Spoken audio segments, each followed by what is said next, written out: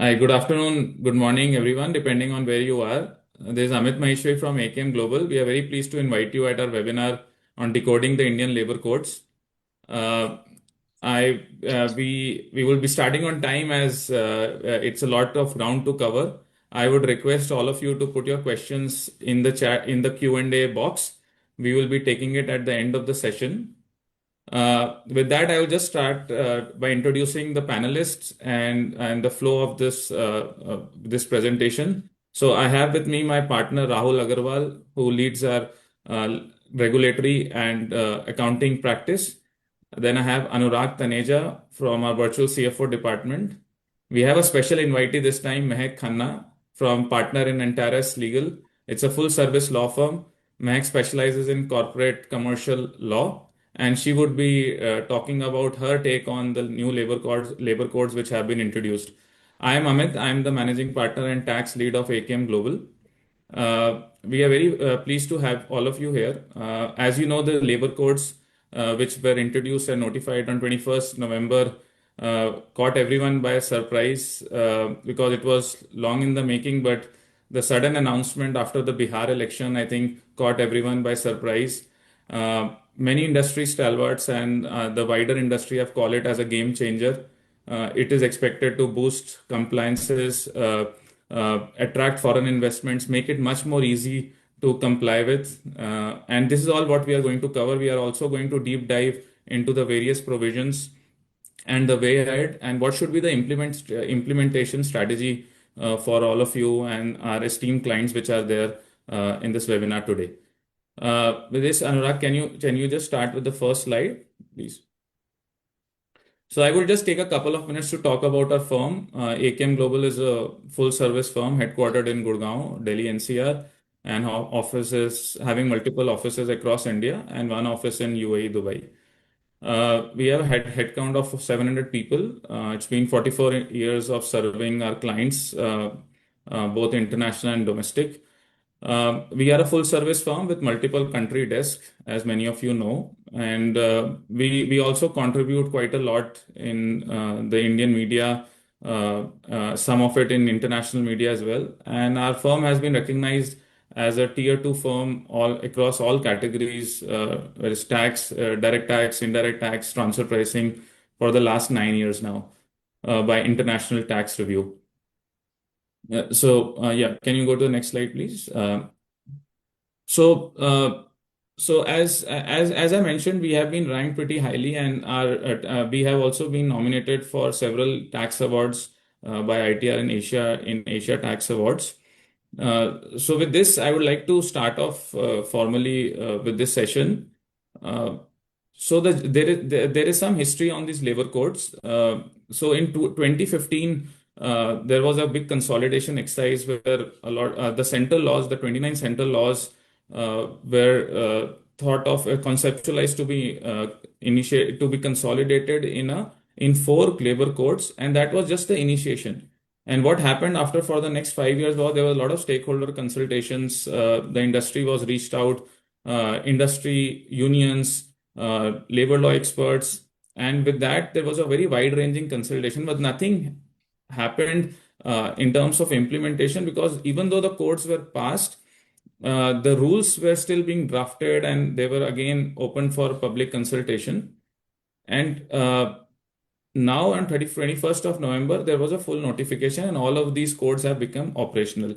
In between, what happened was that we had this digital readiness, which was done where a unified Shram Suvidha portal was upgraded for compliance and portability. I think this was a key step because if this was not done, this would have not been successful. We are yet to see how the rules will come in, but it's fair to say that we have the structure in place, and obviously the rules would be subordinate to the act and the codes which have now been notified. So, as I mentioned that there was a lot of fragmented. There were many laws, multiple laws. It was very difficult to comply with. There were 29 central laws. They have been all rationalized and unified into four codes, which have made it very simple and comprehensive. We have historically we had these overlapping regulations. So the problem was just not the multiple laws, but there were contradictory definitions. There was a bit of confusion which act to apply to whom, and it was to be honest with you, it was a nightmare. It was very difficult to be fully compliant with all the laws. This obviously resulted in a high business cost, because as we all know that if the laws are complex, it's obviously is more expensive to comply with, and there's a lot of uncertainty attached to it. Labor has been one of the things which foreign investors wanted rationalization on. The our unorganized sector, which was quite large, that remained outside pretty much of the safety net. So that was one big issue which uh, which was faced, and uh, we had seen factories having just 99 employees and not going beyond 100 employees.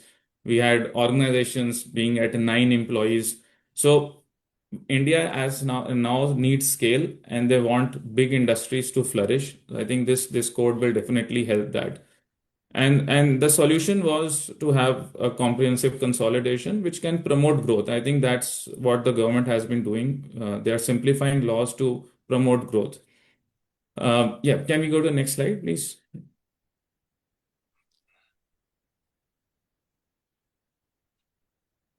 So there are some key objectives of these labor codes, as what we understand, and so for one is of course to transform the entire labor landscape. They want to give flexibility to businesses to hire, fire, and to comply, and they want to also make sure that the workers are not short charged, and they get social security, which is very essential in a country like ours. So one nation, one labor law. I think we had this one nation, one tax when we had GST coming in. So now we have one nation, one labor law. It's though four codes, but at least there's certainty and standardization across all states and center. Now, some states might have specific rules which gives them that flexibility, but everything would be under a broad structure which is fairly consistent and comprehensive and unified. The compliances are expected to be significantly simplified, and that's what is also one of the objectives. Instead of doing multiple compliances, they want the compliances to be done at one place, one online portal, instead of having multiple register, multiple returns under every act. So that's also one fundamental objective. Then enhanced worker protection. So workers, gig workers, unorganized workers, platform workers, they should get enhanced work. They should get protection. They should get social security, and of course, there has to be ease of doing business, which promotes business friendliness, expansion. So which foreign investors and even Indian investors always wanted. So this should really boost the industry and reduce the cost of compliances, and should enable us to have large factory setup and office complexes. Next slide, please. As I said, so this is the broad structure. So 29 central labor laws, multiple definition, complex compliances, overlapping scope has been merged into four acts on code of wages, three acts of which were related to industrial relations codes have been now consolidated. Again, 13 other acts out of the 29 have been merged into OSH code, and then 9 acts have been merged into social security. So now you have four consolidating 29, and few acts have not been repealed. So like the Shop Establishment Act, Professional Tax, the Sexual Harassment of Women at Workplace Act, and the Right of Person with Disabilities. So these have not been repealed; they still stand, but the other laws have all been consolidated. So with this, I will hand it over to my colleagues Anurag and Rahul to take it forward. And please feel free to put your questions in Q&A. Like we said, we'll try to answer them at the end. We have a lot of ground to cover. We might be stretching this by 5-10 minutes more if required to answer all the questions. Thank you. Over to you, Anurag. Sure.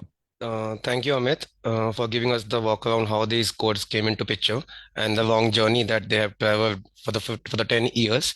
So, likewise, Amit told they were fragmented and scattered multiple, more than 40 industrial laws that were governing the complete labor law framework.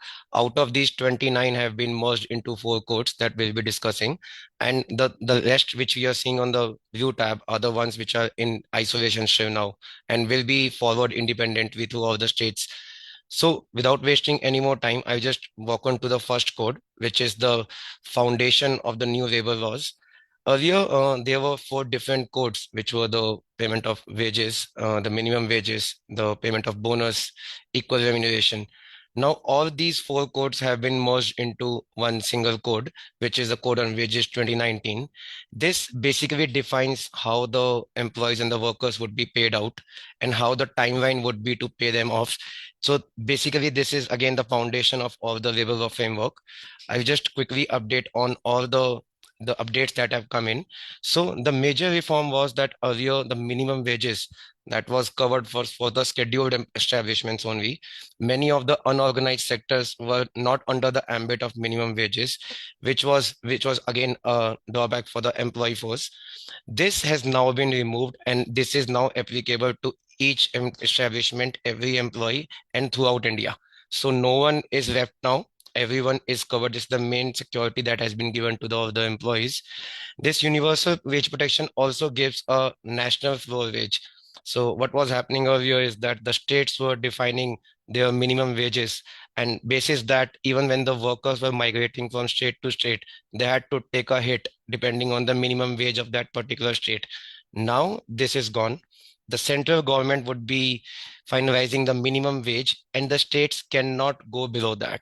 However, the states still have the flexibility to decide a minimum wage over and beyond the what has been decided by central government. But the intention is clear: no one will go below the amount which the central government would be finalizing. In addition to this, we have seen in past that the many of the states were revising their minimum wages within 2 3 years, but at the same time there were states which were not revising the wages even after 8 to 10 years. To cope up with this problem, the new code now makes it mandatory to revise the minimum wages after every 5 years.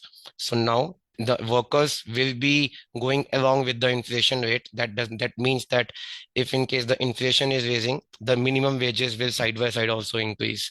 So not only the workers, but even this time the government has covered the piece rate workers into the ambit.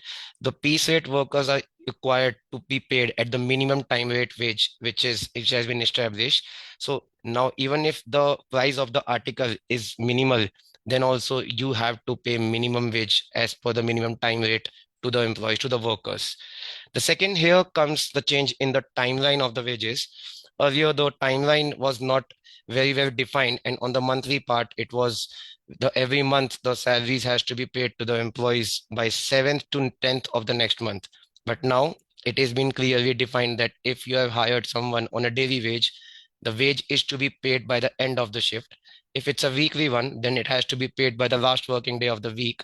But if it's a monthly one, which is the scenario in most of our establishments, the salaries are now required to be paid mandatory by 7th of the next month. This now ensures timely wage credit, no delays, and it's a big relief for the unorganized sector where it was not being followed earlier. Again, the second major change in the timeline comes out to be the FNF employees. Earlier, the organizations were delaying the FNF with very vague reasons, maybe because of the laptops or the assets, the IT assets have not been submitted. But now this is gone. So the FNF has to be settled within 2 working days.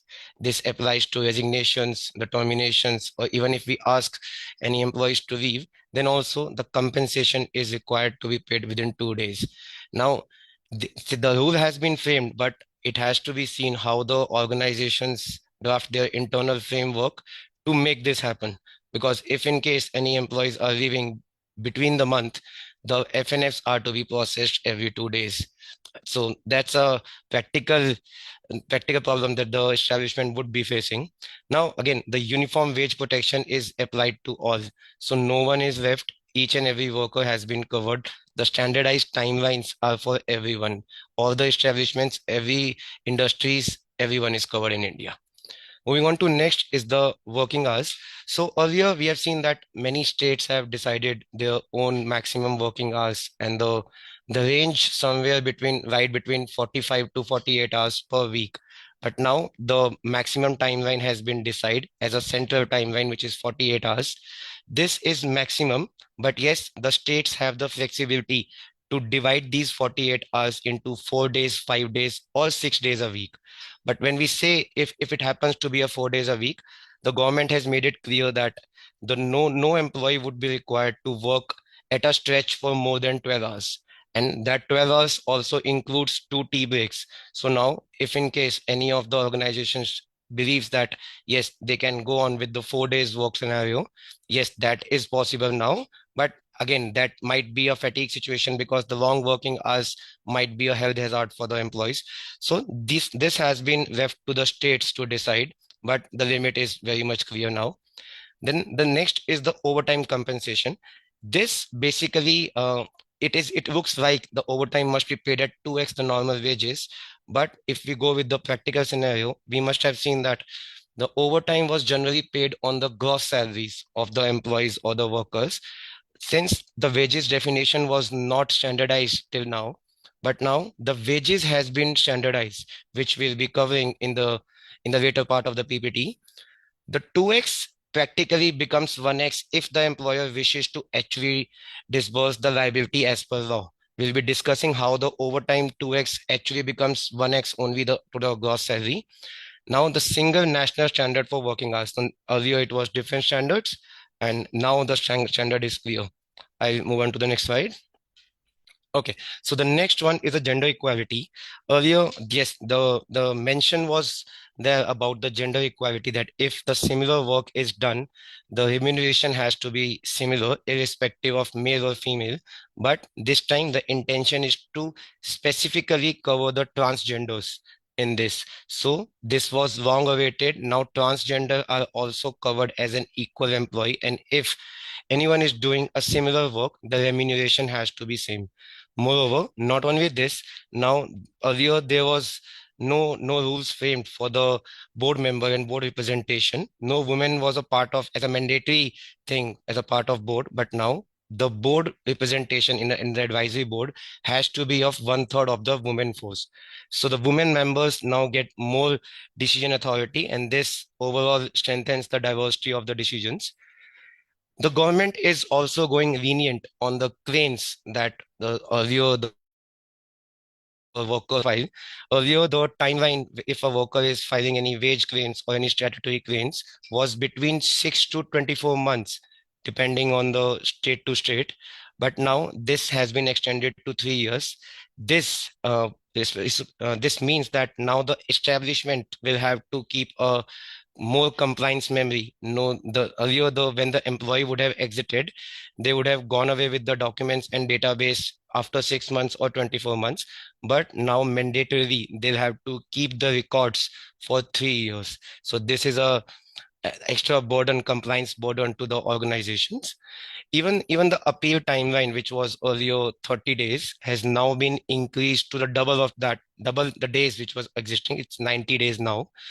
Now, the documents required also, like as I said, the employers need to maintain the longer records to be compliant with the any of the unforeseen claims that the employees might put in those who have exited. Then the next is the bonus. Bonus, however, remains same. The calculation is still same. The eligibility and the limits are yet to be decided by the states, and we are pending notification from the states for that. But there has been a new addition about the disqualification. Earlier, the employers used to delay the statutory bonuses, or even do not pay it out by giving any reasons which was not satisfactory to the worker or the employee. But now it is very clear that the disqualification of the bonus can happen only in three cases: if the worker has done fraud, violence, or sexual harassment. Now, minor misconduct are not the criteria for disqualifying the bonuses.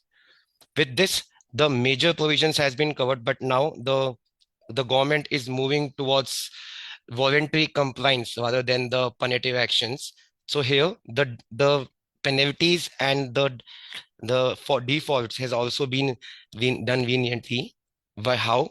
For earlier, the procedural defaults like delay in the payments or inaccurate data maintenance or not maintenance of registers were having imprisonment involved in it. But now all the procedural issues have been decriminalized and there's a monetary penalty which has been increased. In addition to this, earlier there was no scope of compounding, but now the first time offenses are compoundable with the penalty fees of around ranging between 50% to 70%. This encourages voluntary compliance and reduces the litigation.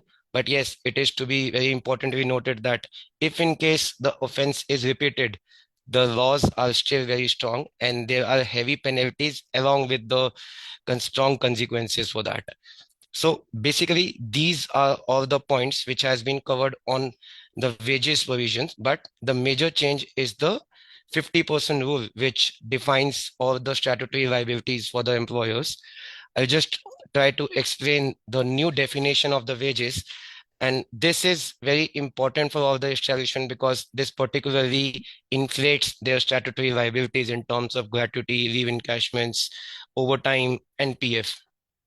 Earlier, the wages were only the basic, and the organizations have the independency to just adjust the CTC as per their needs, and they were the keeping the basic as 20 to 40%, wherein the long-term liabilities of the establishments were reducing.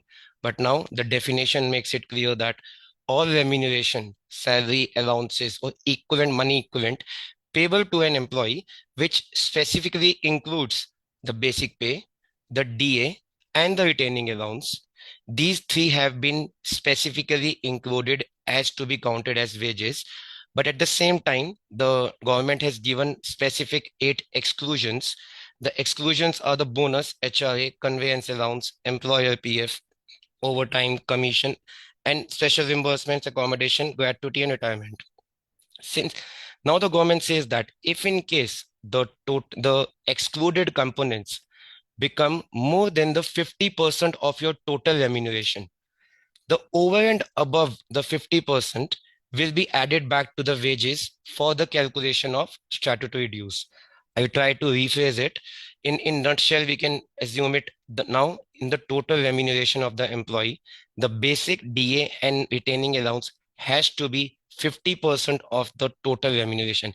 Even if any establishment is not keeping the basic as 50, and if the excluded components becomes out to be 60%, the excess 10% on the exclusions would be added back in the definition of wages for calculating all the statutory liabilities of PF, gratuity, and overtime. So this will increase the PF. We'll see that in the coming examples. And the major change again here is earlier there was no definition wherein the payment which has been done in kind to the employees will be considered as a part of wages. But now there's a addition wherein the 15% rule has come in. If in case the employers are paying out anything in kind, the 15% value of that, the kind value will be added to the wages. So we need to have more clarity on this particular 15%, and as the time goes we'll have more clarity. So I hope this 50% rule is clear, and to help understand it better, I'll move on to the examples. So the major impact comes out on the ESIC applicability. So you'll be seeing two examples in front of you. Before is the 21st of November, and after the new labor codes have come in.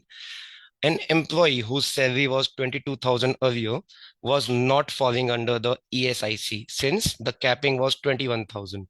So you'll see in the first example, he was not a part of ESIC. We have mentioned no, but after with the same CTC, wherein the CTC is still the 50%, the employee will now fall under the category of wages. Reason being, the definition of wages has been defined. Wages would be only basic DA and retaining allowance, and conveyance and HRA have been specifically excluded from the definition of wages. Now, what that means? This means that more employees would be covered under the ambit of ESIC, but on the contrary, the contribution which the employer were doing on the ESIC part, which is 3.75%, will now reduce. Reason? Again, you see in the example, earlier the contribution was calculated on 21,000 or the amount which was less than 21,000, which is the gross salary. But now the contribution would be calculated on the wages, which is the basic, which becomes the eligibility criteria. So the coverage impact is that the coverage increases as wages definition changes. More employees are now covered under ESIC.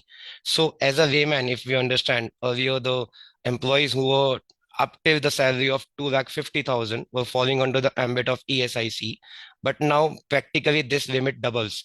So if you have an employee who has an annual package of around 5 lakh, that employee would be falling under the category of ESIC now.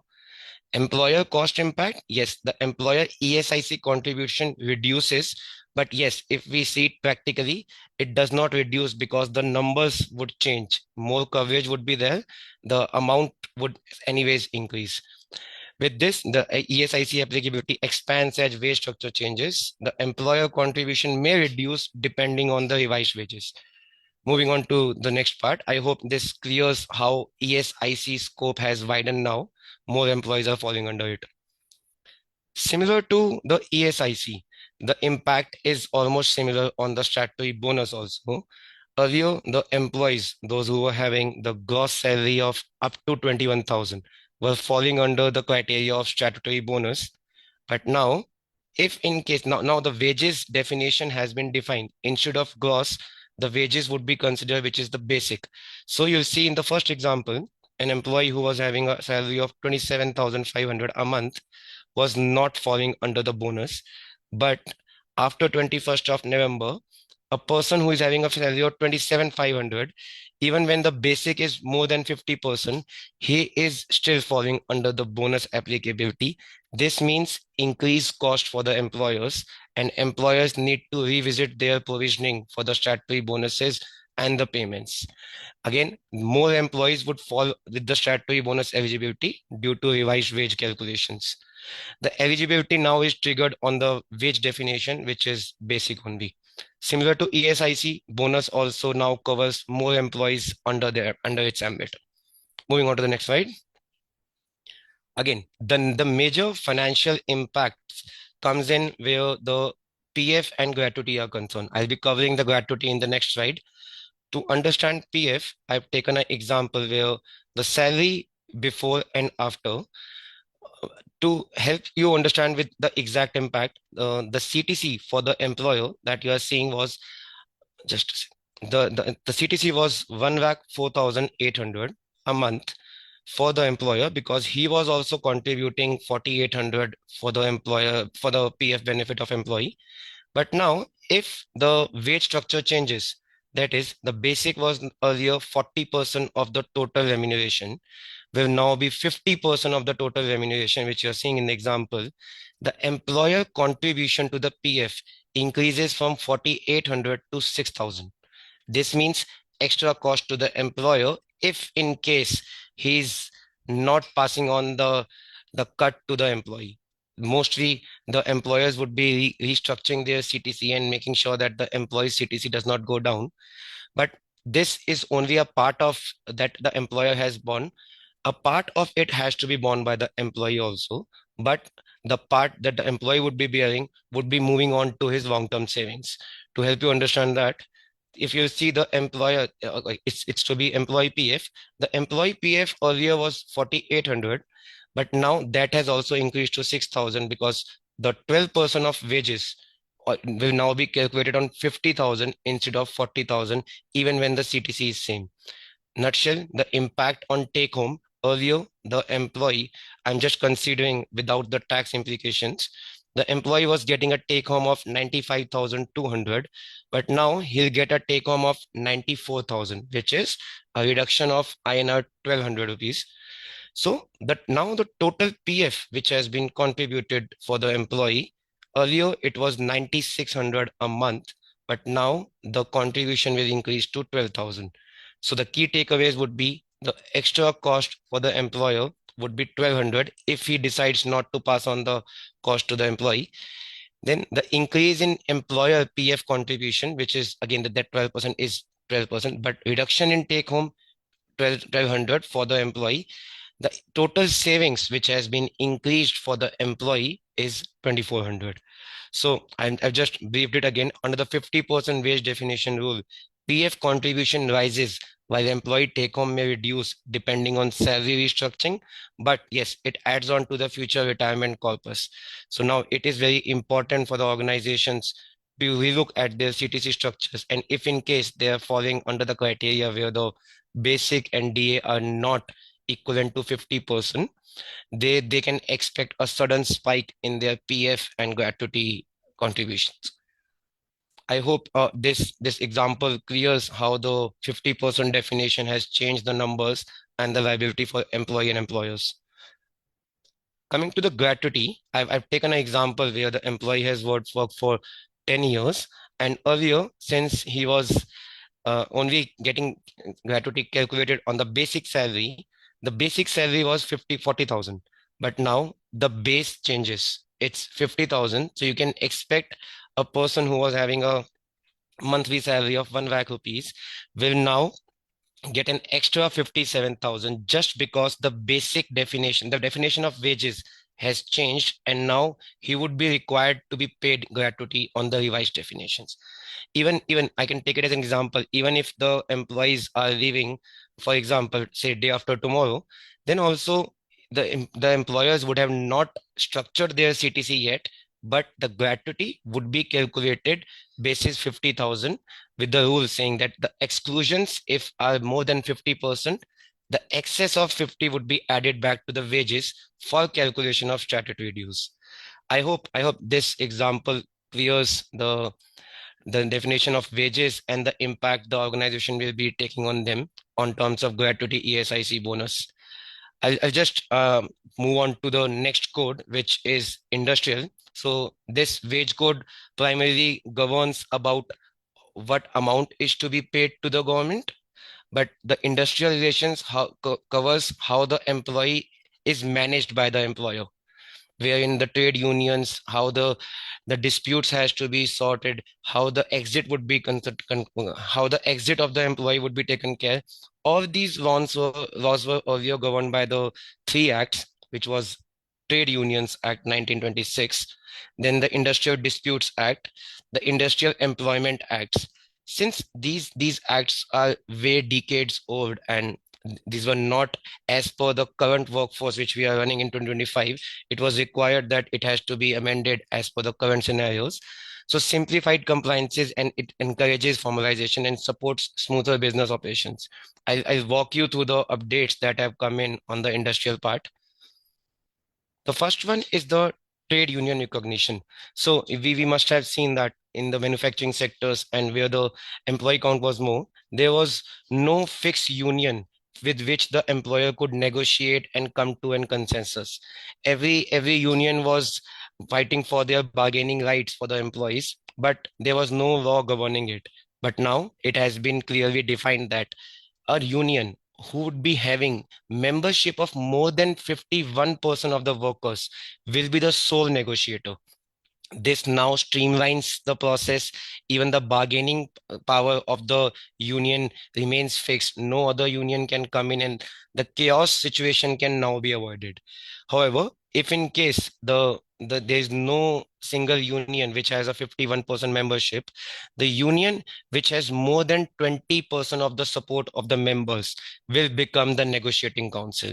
So the government has taken care of, if in case the majority is not available, they have come down to a 20% figure, wherein with this also simplifies the disputes and the bargaining power of the negotiating council. Although the negotiating council and the unions have been defined, but the process to register them is still involves a lot of paper, and it's not an overnight thing. So the government is taking care how the union is formed and how the union will perform now. So this gives a stability to the employers in terms of disputes and any unforeseen situations. Moving on to the next, we have heard of the retrenchment, wherein any of the employees are the employees are asked to leave, there's a retrenchment compensation of 15 days for the every year they have worked. But now the retrenchment compensation is separate. The government has introduced reskilling fund, which is now the employers are required to deposit 15 days of wages for the retrenched worker in a government approved fund, and that amount is to be paid directly to the worker's bank account. The purpose here is clear that the retrenchment provides stability and security for the few months by paying the compensation. This particular reskilling fund helps employee to regain new trainings, new skills, and get a new employment sooner. But yes, the framework is yet to be established how that amount is to be paid to the employees within 45 days. So as we move forward, we'll see the changes and the framework which the government would be establishing for this payment. But it is clear now, apart from the retrenchment, you are required to pay a 15 days excess in the reskilling fund for employee benefit. Moving on to the next is the fixed term employment. This again is the major reform which has come in with this industrial code. Earlier, for example, any project would have come into any of the organization. The organization used to hire some employees for a fixed period, say 2 years. For that 2 years, that employee was not given the gratuity benefits, the retirement benefits, considering he was not fulfilling the conditions of 5 years. And after 2 years, when the project closed, he was asked to leave. But now the government has made it very clear that the fixed term employees will be treated at par with the permanent workers. Same benefits, equal allowances, equal hours, equal leaves. Even the gratuity eligibility has moved down from 5 years to 1 year in case of fixed term employments.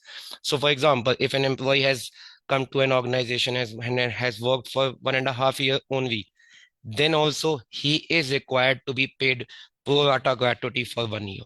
Now, this protects short tenure employees, and which is a major setback for the employers, those who were hiring the fixed term employees. Now they are also covered under the ambit of gratuity. So this is employment flexibility also comes in. There were establishment which were hiring seasonal or project based hirings. Those are now required to comply with the gratuity and the other laws. They have to treat fixed term employees as their permanent employees, and no more differentiation can happen with the fixed term employees. I just move to the next code. Next points. Then again, the strike and walkout rules were not clear earlier. There was disruption in businesses with the ad hoc strikes that the workers were doing. But now the code has defined penalties on the side of workers also. If in case any workers are doing a strike, or they are going more than 50% of the laborers has gone on a leave together, that would be counted as strike, and the penalties can be imposed on the workers. This indirectly stops the impromptu strikes which was happening. Now the workers are required to give a 14-day notice in advance if they are going on a strike. Moreover, if in case they have given the notice, they cannot go on the strike for the 60 days from the end of that notice period. So now this gives more room to the employers to have negotiations, have the talk, and then even avoid the strike before it happens. So this is something which is a welcoming thing from the employer side. But yes, how the workers take it, that still we'll be seeing in the coming time. The now the also the application is now on the strike and walkout is uniform. Earlier, it was only to the public utilities so that the normal population do not suffer. But now it is applicable to everyone, to public sectors, to private sectors. It's a nationwide consistency, which is the intent of the government to be placed. This strike and walkout now ensures that the business at least would not hamper with the sudden situations from the employees, from the worker side. Moving to the next thing, layoff and retrenchment. So likewise, Amit said earlier, the organizations were restricting the employee count to 99 because the standing orders and the retrenchment and layoff rules were applicable earlier to the organization which was having more than 100 employees. To ease the work and reduce the compliance burden for the organizations, government has now increased that threshold from 100 to 300. This means now the liberty is in the hands of organizations. they can lay off or retrench any of the workers if they are below 300 in total employees without taking the approval of the government.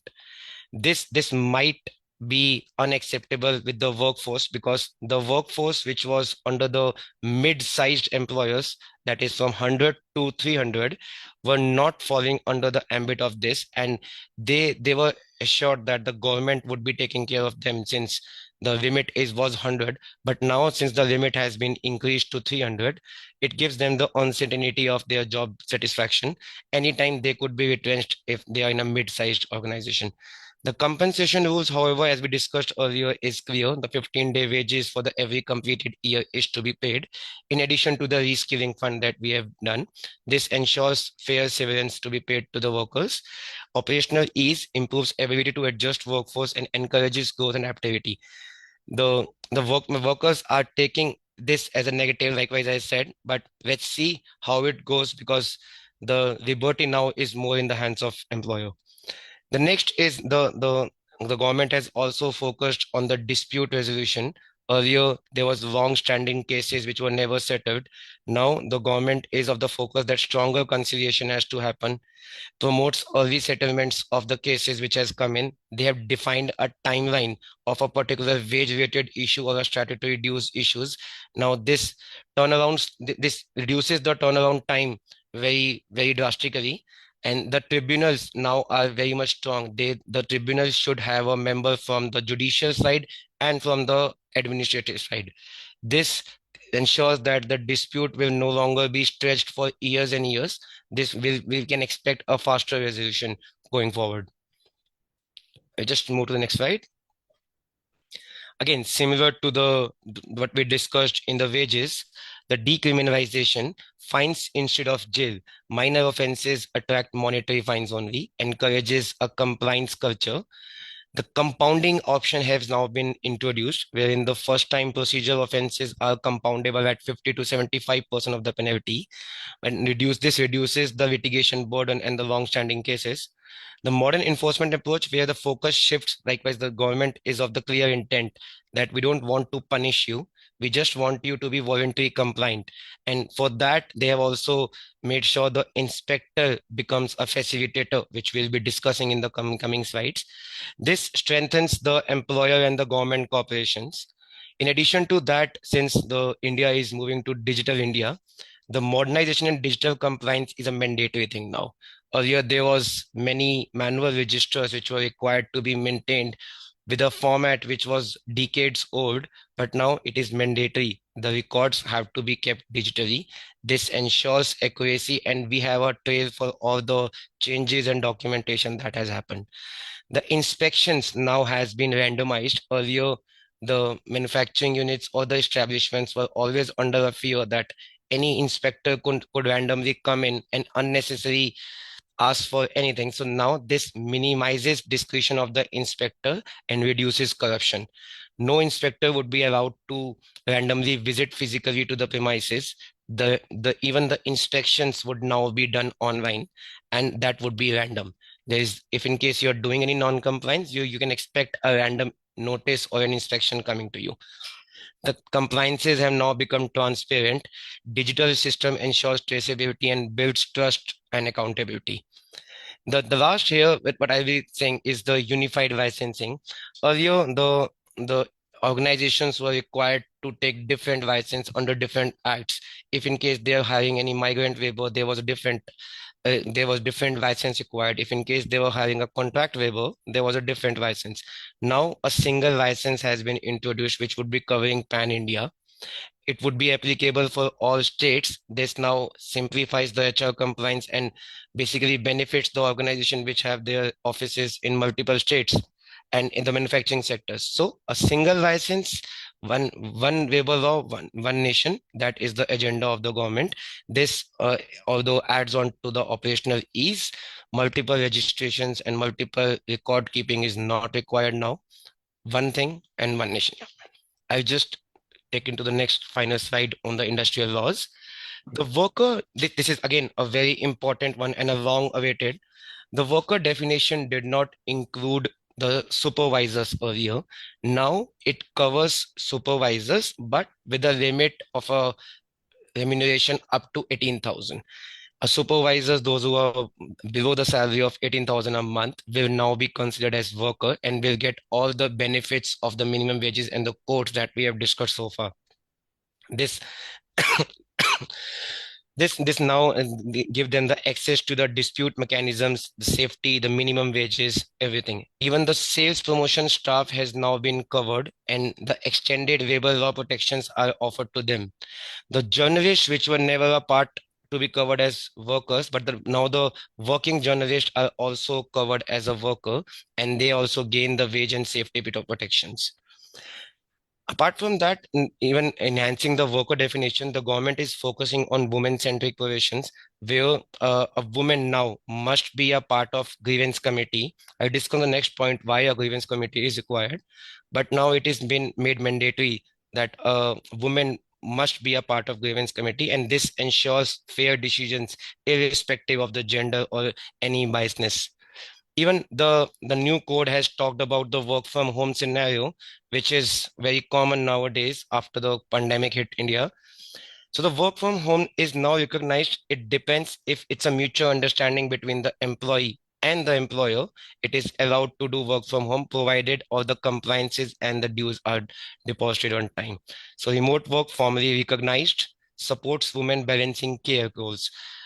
Moving on to the last point is the grievance redressal. Likewise, I told that now it is mandatory for the establishment for 20 or more employees to have a grievance redressal committee.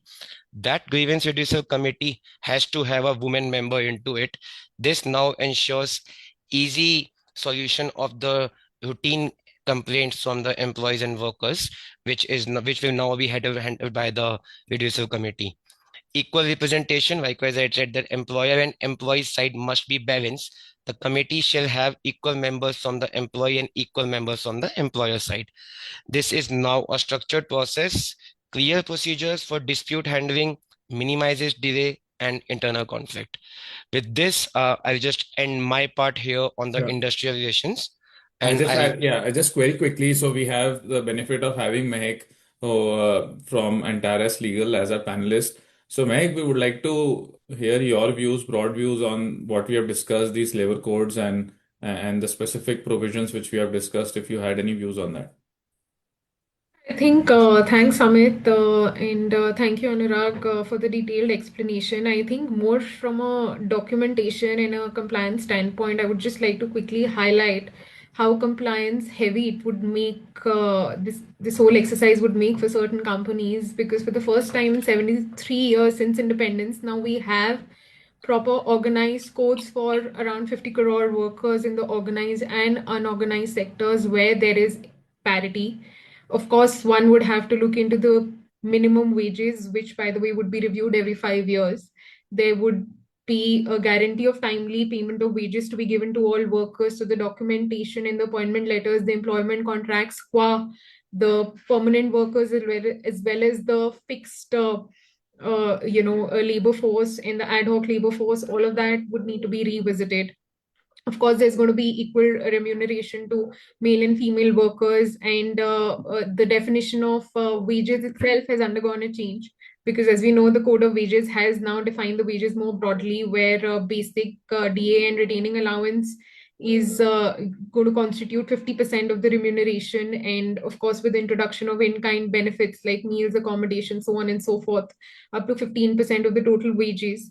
In terms of the compliance, the cost might come up to about 5 to 15% on the expenditure that it would cost to the companies. So, all in all, I think from that standpoint, the companies would really need to prepare well from a documentation perspective to be able to restructure the current documentation so that all of this is factored in. Those were my thoughts on the wages code. And I think quickly on the industrial relation code, as Anurag also mentioned, that now there's going to be a concept of a trade union or, a council, as the case may be. There's going to be a time period for the strikes and lockout.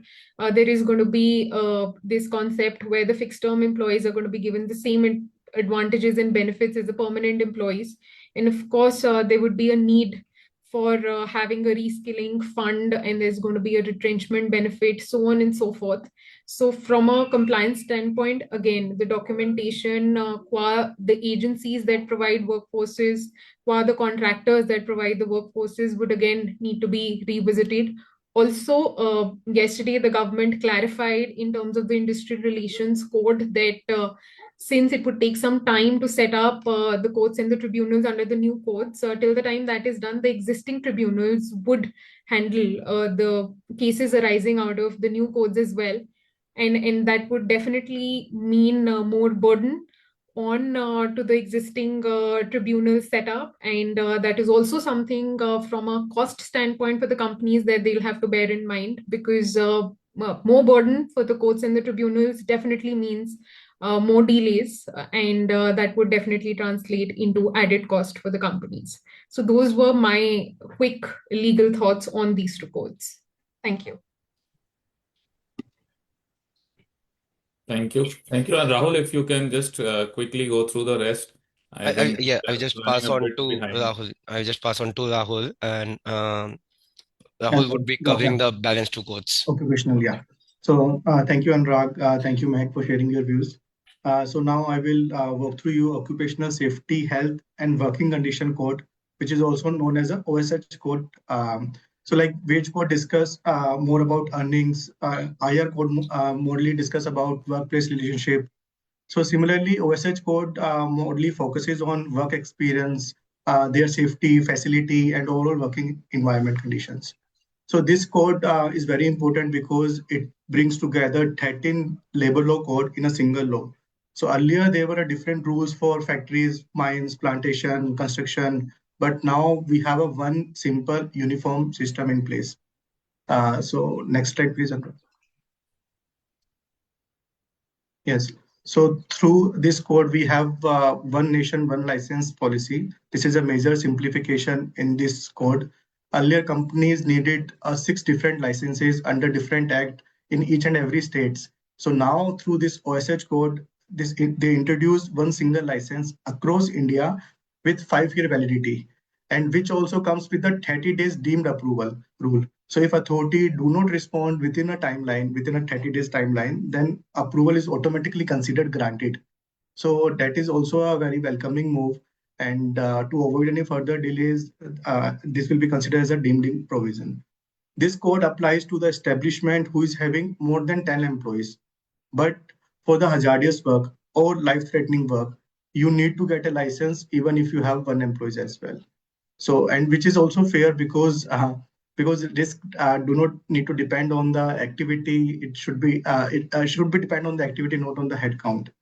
But I think this is a good. And the next is the code also increase the limit for the factory license from 10 worker to 20 worker with power and 20 to 40 worker without power. So that will also reduce compliances for the SMEs. Next is the digital compliance. Like you will get this change in all the 4 codes. They have simplified everything. Everything get digitalized. So like maybe if you have seen the old compliance register, you will understand why this change is blessing. Because earlier we have to maintain 84 registers. Now we just need to move to 8. Earlier there were 21 returns that we need to file. Now it is consolidated with the one single return. So everything get digitalized, but yes, that will take time. We are also waiting certain rules and the framework, how it will be get implemented in the system. Next is the mandatory appointment letter. That is also very, very important considering in this code. So now every employer is mandatory to issue a written appointment letter to all the employees or worker with certain information like designation, wages, social security, and other terms and conditions. So that from the day one, we are clear so that the problem do not arise after day 30. So this one also helped to resolve major labor law litigation. And another thing, like for the existing employee who has joined before 21st of November 2025 and does not have an appointment letter, then company also will have to issue within a time frame of 3 months. So this is what like also company has to start immediately. Next is universal OSH standards. So earlier, like the safety rules only apply to few sector, but now this OSH code applies to all establishment and all sector. So whether you have a factory in Gujarat or Kerala, Karnataka, the same national safety standards need to be applied. These standards generally include, safety equipment, emergency procedure, accidental reporting, health surveillance. So all those things come under the definition of this safety provision. And to maintain the consistency, now government has also decided to have a single board, single national OSH advisory board with the member of the trade union, worker, employer, state government. And this board will come with a uniform standard that will be applicable across the country and the state. So, and the next is mandatory safety committee. Again, through like every workplace who is having more than 500 employees in a factory to 150 in construction should have a safety committee. And safety committee is responsible to make sure like all to investigate the open items, open issues, monitor safety measures, and do the regular audits. If I go to the next point, which is National Aadhaar linked work-based database, another major reforms where government will come up with some kind of a database which is linked with the Aadhaar to pass on the benefit to the worker, or maybe there is a different government scheme. There is a skill-based job matching, because in the next slides you will find there is a plan of career setting up a career center similar to employment exchange. So where all the employer will file all the open vacancies. So through this database, government will help job seekers to find the right job. So, and this is again a Aadhaar base, and it is mandatory to to all the employees to get themselves registered for the benefit of the under this scheme. And next is working hours and leave flexibility. This is this is a very similar provision which we discussed. Anurag has explained very well in the provision of Code of Wages, with a limit of 8 hours per day, 48 hours per week, and for the overtime, like it is mandatory to pay double wages. And this is also with the consent of employee. So if employee agrees, then he can do overtime. Employer cannot force employee to do the overtime. So this is also an important thing.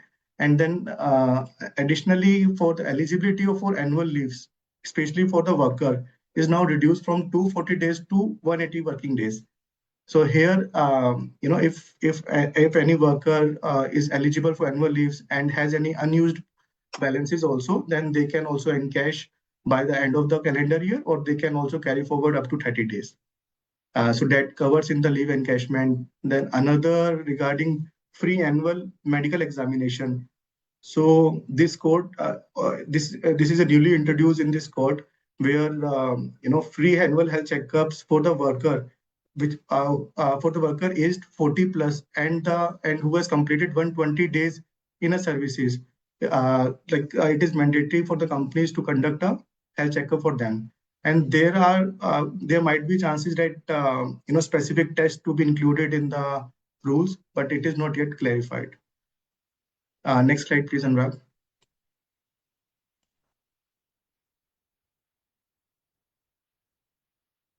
Yes. So women in all job. Again, this is a very welcoming move. Earlier, there were restriction for the women to work in the hazardous, workplace or night shift jobs in many states. But now this code allows women to work in all categories, including hazardous work or including night shift as well. Night shift includes 6 a.m. after 7 p.m. So that also help, and that is also come with the employee consent. Employer must provide along with the consent, employer must provide the safety and transportation arrangement to the women. So, and earlier, I have seen practically where the employer advertise, some kind of jobs like by mentioning gender, like male required, female required. Now all those jobs should be open to everyone on the basis of equality. So they cannot be biased with the male or female, because now female can work in all organization. The next is they have expanded the definition of interstate migrant worker. where they include worker who own travel to the organization or worker who directly hired by the employer and their wages is more than 18,000. That is covered in the definition of interstate migrant worker. And here the employer is responsible to pay yearly allowances to and for journey allowances to their to visit their native place, meet their family, and then 50% displacement allowance during the recruitment and other benefits.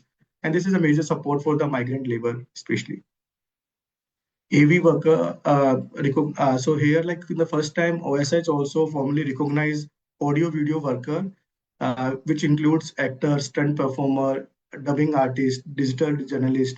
So earlier they did not have a clear protection here, but now they will also enjoy the benefit of OSH standards. Then contract labor here, they have increased the limit from 20 to 50 worker for getting the registration, which is again giving a big relief to the smaller setups. It also replaced multiple license with one single multiple state registration, and which is also valid for 5 years and will get auto renewed. Earlier, contractor has to take a separate registration for each establishment.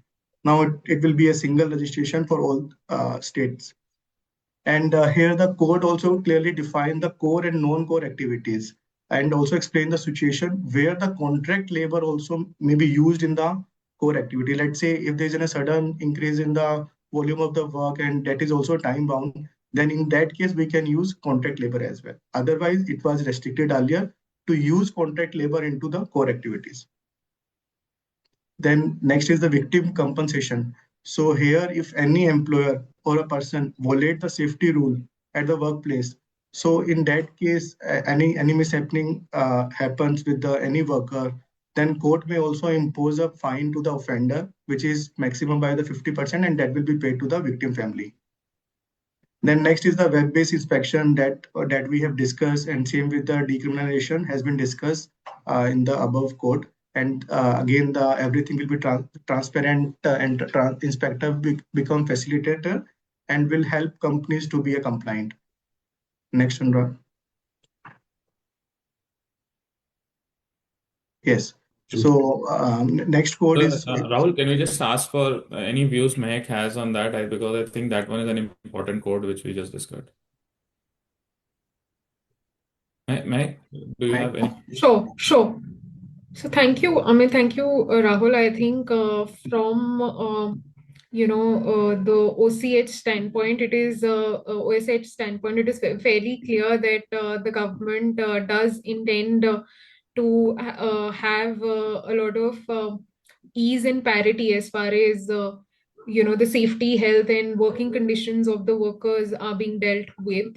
And that is clearly visible from the interstate migrant workers policies that they have, having now a registration mechanism for them to register at the national portal, having mandatory fee annual checkups, having mandatory appointment letters, and also getting a lot of category of workers from different sectors under this particular code. So definitely the intent is clear. Their intent of having the national database is clear. That intent of having women workers included in this particular setup across industries is clear. Now, women, of course, have the right to work late at night as well, of course, with their consent. And the other benefits that they've provided to women under maternity benefit in case of adoption, so on and so forth, shows the intent of having as much of workforce as they can to be a part of the sector, and the portion of the unorganized workforce, especially the women workforce that was earlier left behind, would now get included properly through these codes. And again, from I think a legal and a compliance standpoint, it would be important to have all of the appointment letters, the employment contracts, the consent letters for women workers, and especially the migrant workers properly in place, because that is what is going to ensure not just safeguarding of the worker rights, but also safeguarding the employers in case any disputes were to arise. So those were my quick thoughts on this particular code. Yeah, thank you, Mike. So next to coming to the next code, like if you ask which code actually touches the maximum number of people, so this is Social Security code. So which merged 9 important laws, including PF, ESI, gratuity, maternity, employment exchange, so on. Next slide, Anurag, please. Yes, so inclusion of gig and platform worker. This is a very welcoming move. For the first time in India history, like workers like Swiggy, Zomato, delivery partners, Ola, Uber drivers, freelancers, platform workers are formally recognized with the definition of gig worker and platform worker and unorganized worker. And because they have recognized with the definition, they also come the ambiguity of the social security framework. So today in India, we have almost around 12 million gig workers, and this number is expected to rise by 90 million by 2030 to 35. So this is a big number. So giving them a formal identity, will help all those workers to get a social security and other scheme that will be drafted by the central government and will be later announced in the coming few weeks. Next slide, sorry. Yes. So so here they have given a definition of the gig worker, unorganized worker, and platform worker. Gig worker generally includes people working outside the traditional job, like freelancer or task-based worker. For in the unorganized worker, generally they include self-employed worker, home-based worker, or those working in unorganized sector. And platform worker, again, those who are using digital platforms such as ride sharing, food delivery, and online service app.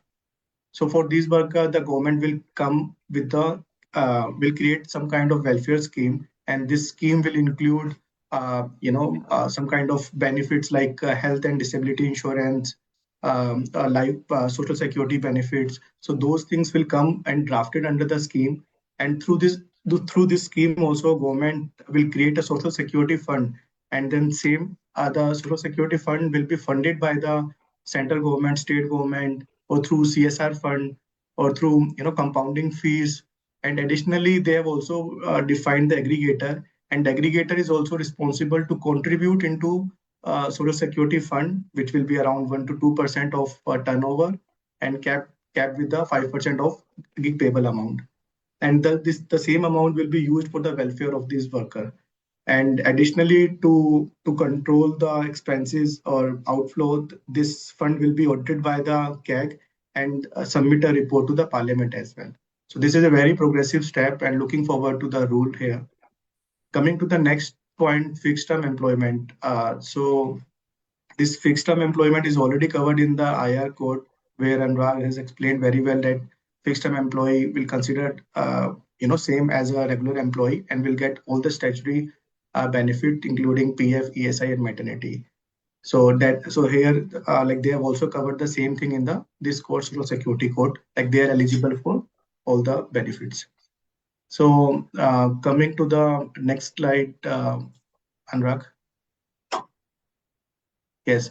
So changes in the employee provident fund. So here, this code extend the coverage of provident fund to the all establishment. Earlier, there was a specific list of industries and which is defined under the schedule, but now it is applicable to all the industries.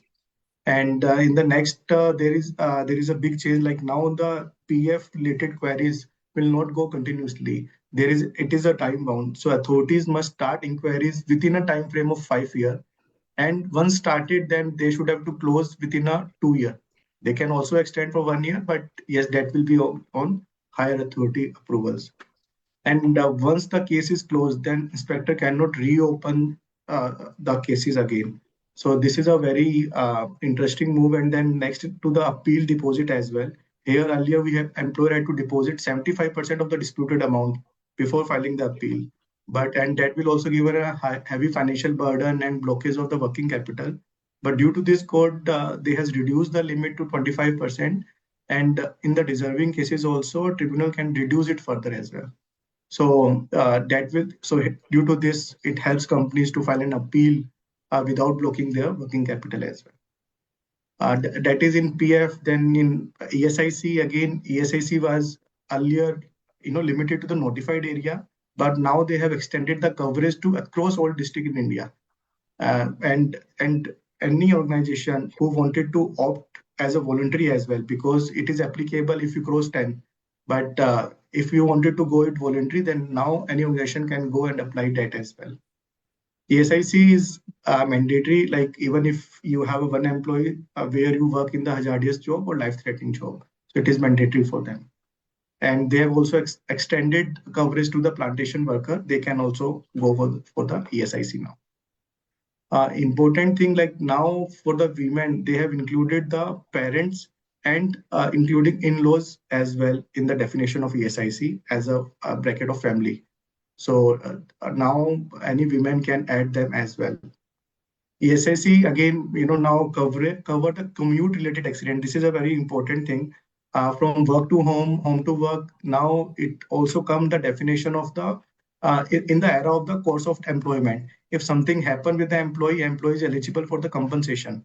So because of this, company I think need to review their insurance policy to ensure this adequate coverage of such accident to avoid any future liability. So this is a very important thing to take care into it.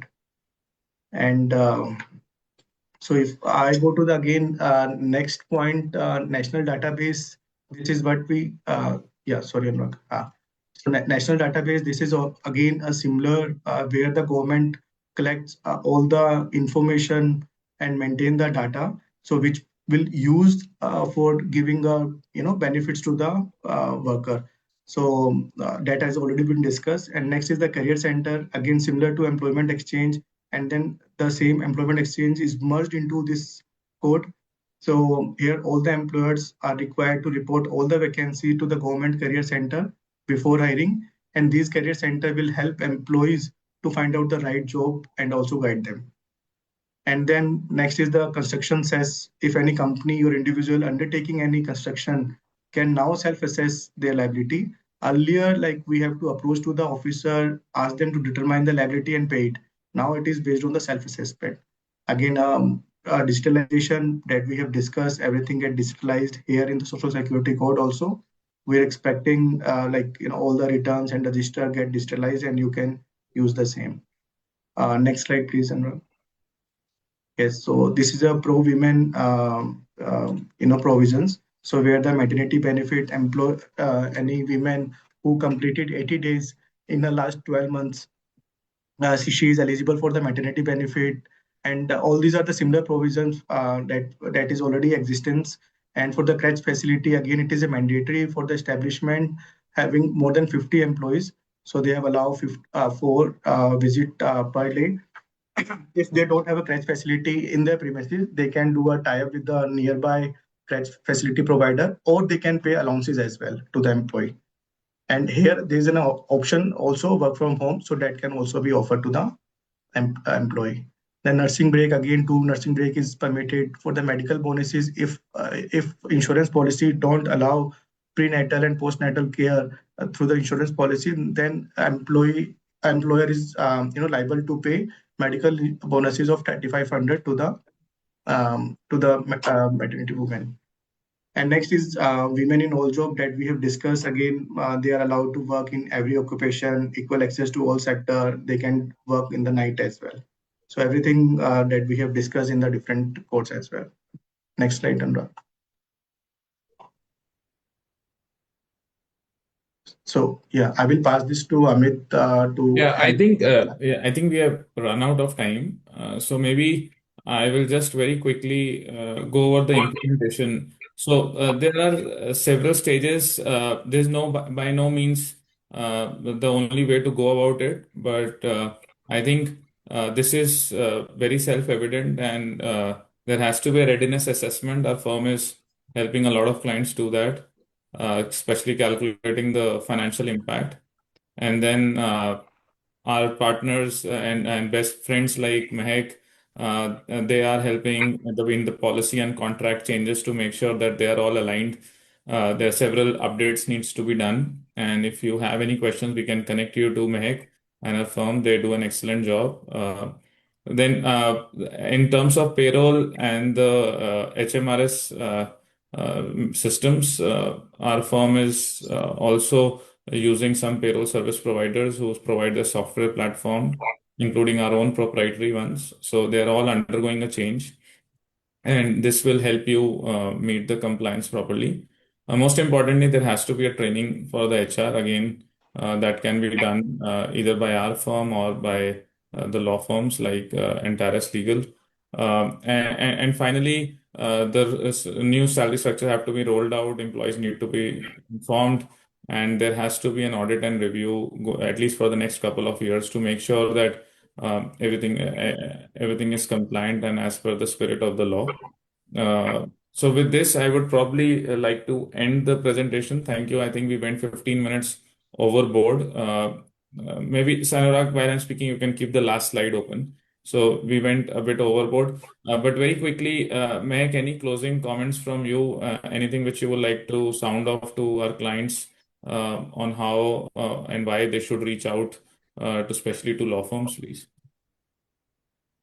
Yeah, Amit, I think all of us have covered the kind of length and breadth of changes that would be required in an organization at a HR level, at a finance level, at a documentation level, of course, at a regulatory compliance level, and at a legal level. So I think it would be incumbent for all companies to redo and relook their documentation to figure out how they need to adjust to all of these codes, because there is going to be a huge impact in terms of cost compliant and compliance and documentation. Of course, some companies would be somewhere midway or closer to the implementation standards if they're governed by global standards, but some would have to redo from scratch. So that's something that they should definitely look into. And yes, HR policy overhauls, contract overhauls, vendor documentation and contractor documentation overalls, relooking into retrenchment processes, relooking into the safety processes, the drills that are conducted in factories and manufacturing facilities, and definitely relooking at the gratuity setups, so the gratuity enforcement setups that are there, relooking at the HR structure and the payroll structure in an organization is going to be definitely a necessity, because it does change things 360 degrees. And of course, in addition to that, having internal grievance mechanisms to be able to monitor all of these code compliances would be extremely useful for any organization, so that they don't miss out on any part of the compliance.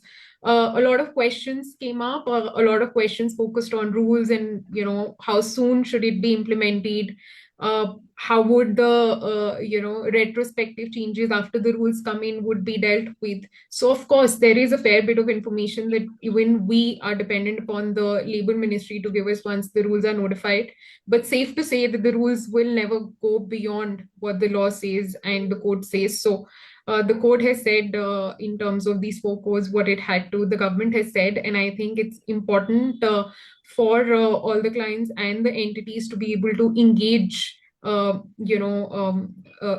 from the perspective of payroll and HR overhauling. And of course, as a law firm, we are there to support on the documentation. Okay, so thanks a lot. Thank you, Mike. And thanks for everyone for their time and their patience. As mentioned, we have not been able to take all the questions at the end. We have tried to answer many of them. I think we have answered on 50 questions in the Q&A box. We feel free to write to us. I have written the email IDs to reach out in the chat box for both the copy of the presentation as well as any questions. If there are any questions pertaining to the legal side, we will pass it on to Meg and we'll connect you. This last slide I really wanted to cover, but I'm sure people would have read it. We would make this copy of presentation available to whoever reaches out. Thanks a lot, and we hope we won't have a very difficult time complying with this, but this is good for overall for all the employees and the companies overall. Thanks a lot. Thank you for your time. Thank Thanks. you. Thank you, everyone. Thank you. Thank you. Thank you to all the co-panelists. Thank you so much. Thank you, everyone. Thank you, Mac. Thank you all. Thank you.